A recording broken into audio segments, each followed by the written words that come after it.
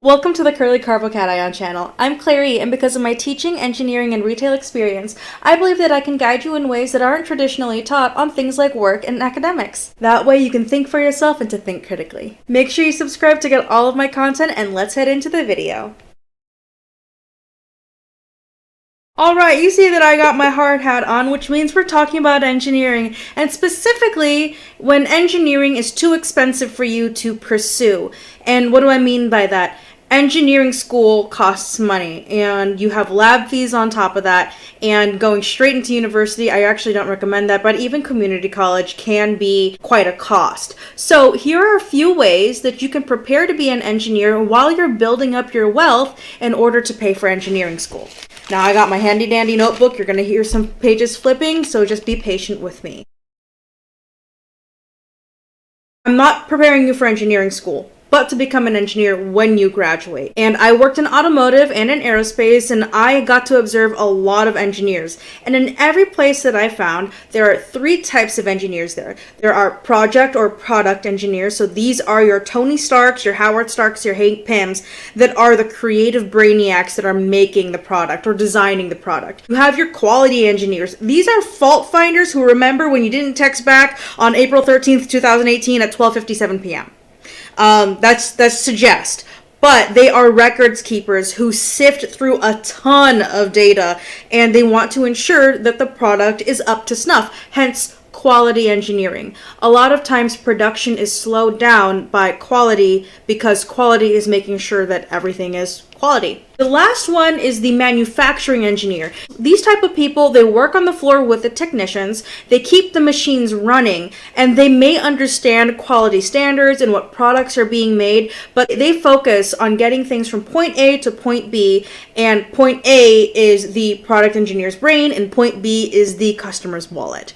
All of these require several skills. They require organization, time management, frugality, sales skills, manufacturing specifically, using a forklift, and speaking of forklift, safety, right? So you saw my video, you may have seen my short that was like, I may have dropped out of engineering school, but guess what? I'm forklift certified, baby. I am. And so not with a union. I was able to drive a forklift over at my old workplace. I felt so proud of myself. But anyway, all of these things just boil down to pay attention and be kind. The thing that I tell my high school students, because I worked at an alternative high school, being nice to people is your greatest money-making skill out there.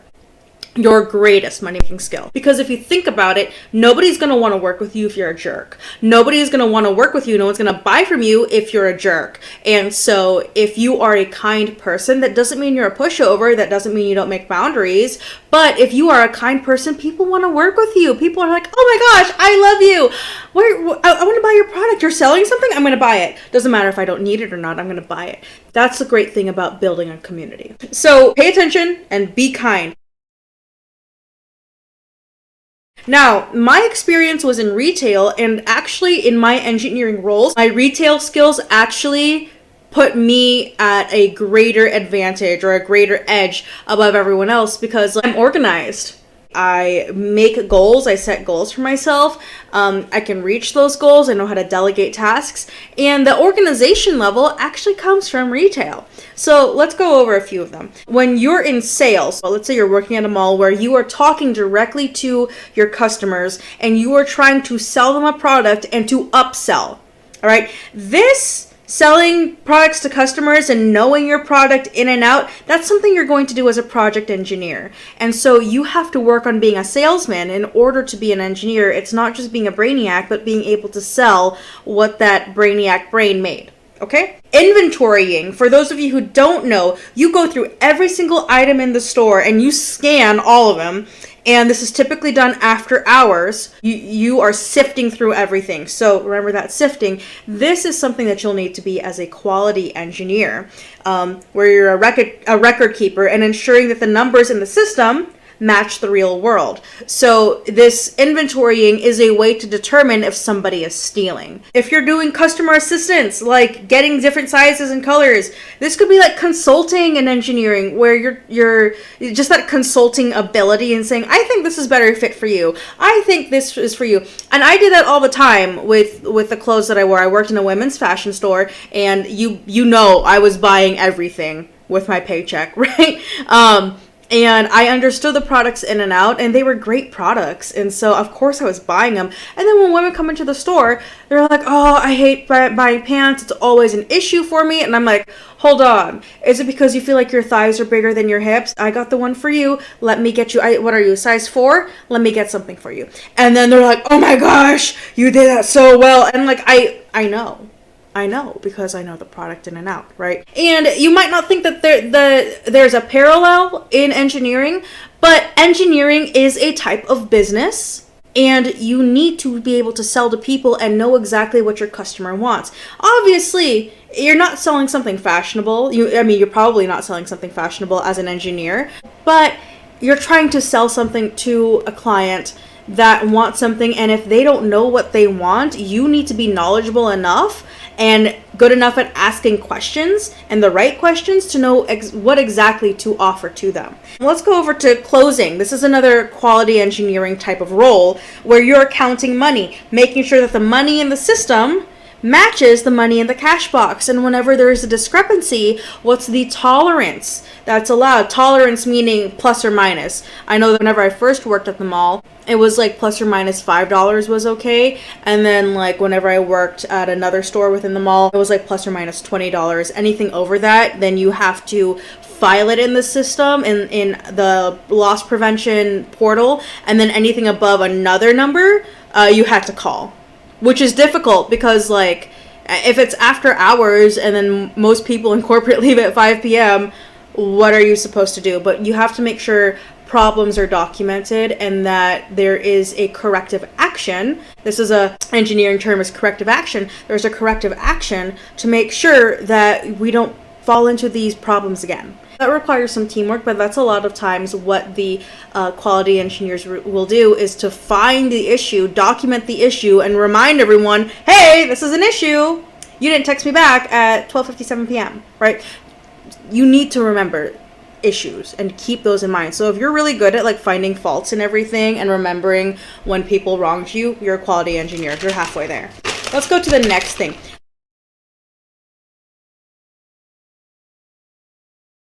And when you level up in retail and you get into a management role and you become a good manager, this opens up like a whole bunch of other jobs for you. And this requires a lot more responsibility and just a different mindset. Some of the things that you're going to be able to do as a manager is you schedule breaks. You might even be able to schedule people, and being able to do that scheduling ability, that foresight, is a really valuable skill that a lot of employers in many different industries will value. You create reports where you are reporting to your higher ups, and then also you're forced to communicate better, which is a skill that a lot of people actually lack in these big firms. And you'll notice that in engineering, there's a lot of people who don't know how to actually communicate and get their thoughts across to technicians or other engineers or higher ups. So having this practice, especially in retail where there's a lot of things established, and especially if it's a great brand that has sold a lot of things, they've got a system of communication, and being able to communicate at that level in engineering makes you look like a superstar. More than the superstar that graduated from a big name university and graduated like summa cum laude. If that person does not know how to talk and only knows how to answer questions well, they're at a loss. They're at a huge loss. If you know how to communicate and communicate effectively and confidently, you're put way ahead of them. Another thing that you learn as a manager is goal setting and labor organization, so delegation of tasks, right? And talent seeking. Talent seeking is probably one of the more difficult things to do in any sort of job, because you want to make sure that you're investing in the right person.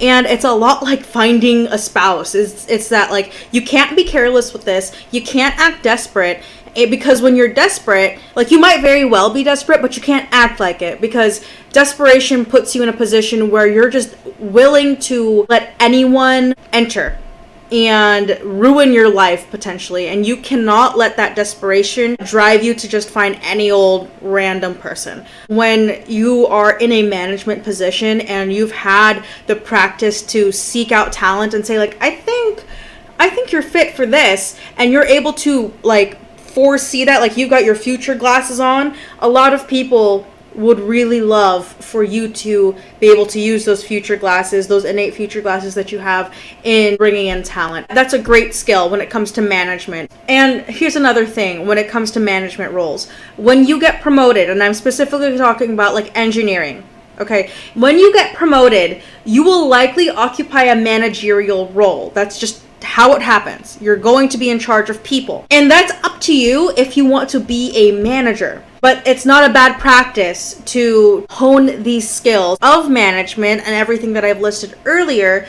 just in case you're dealing with that position. Management, work on it. If you have the opportunity to be a manager, do it. And if you're just working with clothes. In retail, if you're working with clothes, they're just clothes, right? You're not working on, like, a big aerospace part. You're not working on the transmission of a car where you not paying attention to something is going to cost you a lot.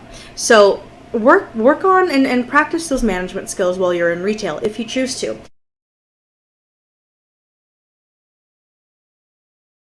Let's get into other things that are probably going to propel you further into the engineering roles and make you more fit as opposed to just working in retail. This pro tip that I have, it is a little bit more investment because these may require certifications. So things like becoming an electrician, a plumber, a car mechanic, a welder, a carpenter, working on HVAC, just being like a hands-on person that is just aware of pressure and heat all the time.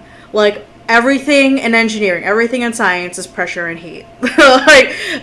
Yeah, you can argue with me, like, oh no, there's kinetic energy and potential energy. Yeah, no, nothing. You're not really working with anything that's falling. And, like, if you've got a vessel, it's not a car, it's not really supposed to move. So most things are just pressure and heat, and everything is driven off of pressure and heat. And being around that just gives you a different perspective on the science, so that you know how to address an issue. And then once you go into school, then all of the theory that you're learning just reconfirms what you observed as a tradesman, right, or tradeswoman. The more experience you have with heat and pressure in any of these roles, the more that school will make sense to you, and you're just going to be further ahead in your understanding as opposed to the kid that's never picked up a hammer in his life. All right. So, like, with being an electrician, I actually had a friend who was an electrician throughout community college, and he graduated with a degree in electrical engineering. So he was able to put those skills to use, and more than that, he was able to put that money to use. And I mean, I was so jealous. Like, I looked at him, and I was working as, or I don't even work when I'm in school because I can't concentrate, but like, I worked in retail and I wasn't making any money, and then I look over at him and he's making $35 an hour and we're the same age, or he was like a year older than me. I'm like, dang. And he was good at differential equations. Like, I got all my homework answers from him. And so I'm like, he did the right thing. I looked at that and I'm like, he did the right thing, went into a trade right away. And it's easier to get a certification with a trade than it is to, like, get an associate's degree. And so, like, I mean, don't diss getting an associate's degree, but don't diss getting a cert in anything in order to be a tradesman, because you can earn a lot of money that way, and you can store that away and continue acting like you're poor, continue being frugal, and you set yourself up for school. When you work in these roles, get used to the engineering problems. Go to school to see how to solve them efficiently, and then graduate and start solving those problems. And having that experience beforehand just makes you more aware of what problems to solve, right?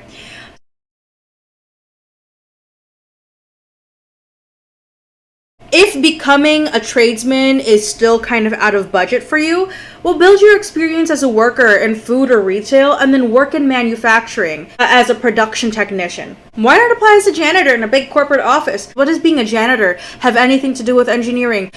It puts you in that position in that area and you have a 401k. You'll get medical benefits maybe, but most importantly, you have the proximity to engineering. So this is a track that I had seen, is that as a janitor, do your job well, smile, say hi to people, and when a production tech either moves up, quits, or gets fired, that creates a vacancy for you to fill. And so if you take away anything, when you become a production tech, you get to work directly with the engineers. You have the greatest opportunity to glean a lot of information from these engineers. So be observant and report any issues to them, because it's the engineer's job to fix the issue, but as a technician, it's your job to report the issue. All right, you are the hands and feet of the engineer. They need your eyes and ears and hands to know what the issues are, because most of the time they're talking to clients or they're typing away in their emails trying to figure out stuff, and if they don't know what the issue is because you never said anything, they're not going to know how to help you the best. So be very observant, report any issue that you see, and then call them over when issues rise up. And it's kind of like one of those things where you have to be in person to know exactly. Call them over. And I've done this several times where I'm like, hey, come over right now. There's an issue that you were trying to solve and you have the opportunity to see it. And just by doing that, they're like, I now know exactly what to do, or this helps me out a lot more. There's a lot more information by just observing it for myself. But you need to be the one to call them over. It's just as much your responsibility as a production tech to make a great quality product as much as it is the engineers. And then, because of these engineers, their demeanor as academics, ask them why. You know why? Because they're nerds and they love talking about science facts. So if you ask a nerd about a science fact, it's like asking the weird kid like what his favorite rock is. And I mean, I can say that as an engineer because I'm one of the weird kids. Ask them like, why does this happen? Why does it happen? And just get yourself exposed to engineering, and then that way build up your wealth. Be frugal, store that money away, help that money grow for school. So just be in proximity of engineering. That way you're just more prepared for school.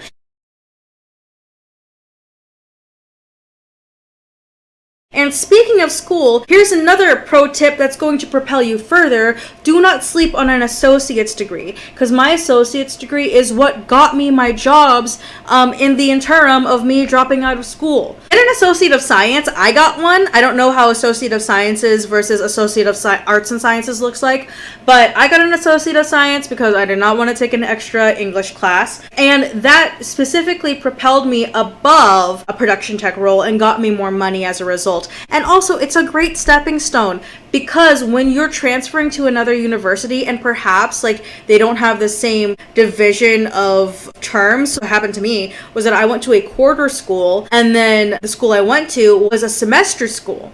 And so transferring from quarter to semester, there's a lot of things that can get lost, or some universities might be like, oh, sucks to suck, doesn't it? Looks like you're gonna have to spend thousands anyway on a class that you already took. So my associate of science is what kind of quashed all of that and was like, I took all of organic chemistry, don't make me retake it. I took all of this, don't make me retake it.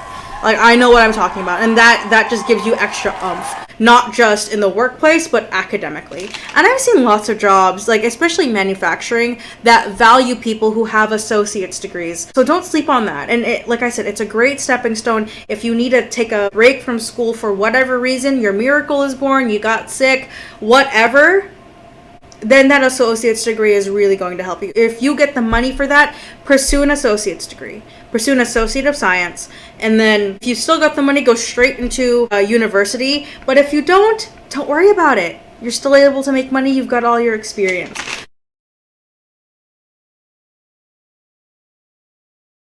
Things that you can do at home is to fill up your free time with your building and fixing skills. Like fix the toilet, fix the sink, fix whatever at home. Because that's just most of engineering. Things just break. So some things that you can have at home, this might be a bit of an investment, by getting a 3D printer. That will actually help you to understand 3D modeling. Just play around with it when you don't have a homework assignment on AutoCAD. There's plenty of free ones online as well. And knowing like I know that like each 3D modeling software is just kind of different. Some of them I absolutely hate. Some of them are like, they're kind of okay. Just get used to like converting files between each other, like step files and STL files, put things in Cura, all of that, and just get to working on your 3D printer. You can build stuff that can fix things at home. Like maybe a knob fell off on your washer or dryer, or just like maybe like a little stand to like prop something up. Anything that gets you to build something, do it. Another thing, build things out of wood. Being a carpenter is a noble task. Like, that is a noble job, and you just knowing how to like saw something and measure and do things well, that helps you out so much with your geometric understanding, your foresight, and your planning. Those are all things that you need as an engineer. Another thing, cook. Okay? I love cooking. Okay? It's a chemistry lab. You got a heat source, a thing to put on the heat source, and a bunch of stuff that are going to react together. And guess what? If you do this well, you can eat your experiment. Just be around heat and pressure. Buy a pressure cooker and understand how that works. It's going to help you out in thermodynamics. I promise you that.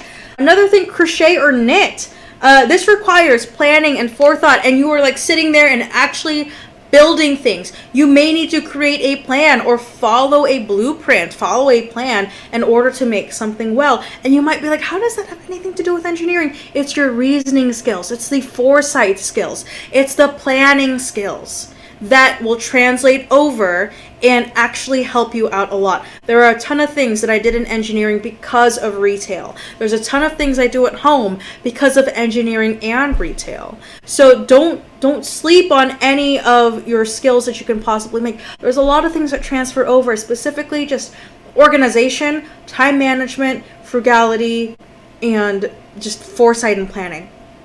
Those will help you out in every single place that you work in, and every place that you work in has something to offer in order for you to become a good engineer. Thank you for staying until the very end of this video. I appreciate all of your views. I thank you for taking the time out of your day to watch me rant on the internet. If this video helped you, please comment what helped you out the most, and if there's anything else that you want to have help on. I hope you have a wonderful day, and I will see you in my next video. Bye, guys! Like, I always felt like I was kind of unskilled as an engineer. I didn't do the math. Oh, I didn't understand the math as quickly. I didn't understand how to attack an issue or like a homework problem as quickly. But talent seeking is probably one of the more difficult tasks in any sort of... Oh, hold on a sec. Why not apply as janitor? Why not apply as a janitor? Just get yourself exposed, be in proximity of that. So don't, and here's another thing that's gonna, oh, hold on. So let it grow somewhere, somewhere outside of a 401k, maybe like a high yield savings account, or if there's like I think it's called a 529, don't quote me on that, I'm not a financial advisor. This actually happened to an engineer over at my old workplace, and he said, can someone 3D print me something? And I'm like, oh, that's actually something that he could do. Mischievous, and just, he likes to keep everyone employed. By me saying that, I mean like he breaks everything all the time, so there's always something to work on, right?